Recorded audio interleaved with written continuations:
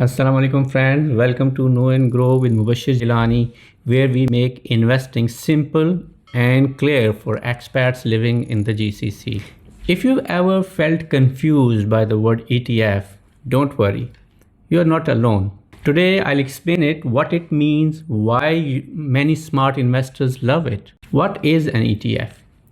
ETF stands for Exchange Traded Fund, but let's not get stuck in the name.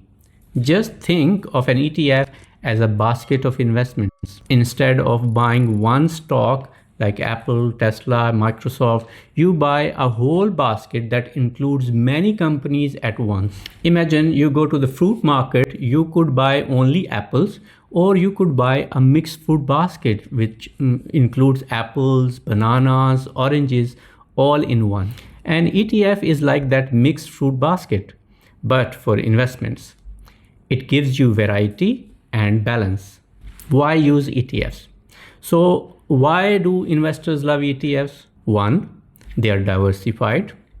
You don't put all your money in one company. Two, they are affordable. Many ETFs have low fees. Three, they are easy to buy and sell just like a stock on your trading app. As an expat in the GCC, ETFs are one of the best ways to start investing.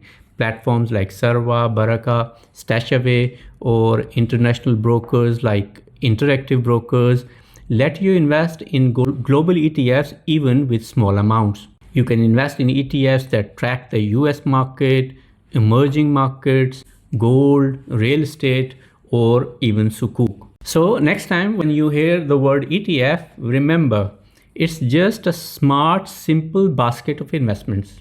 Great for beginners and even better for building long-term wealth. Did that help you understand ETFs better?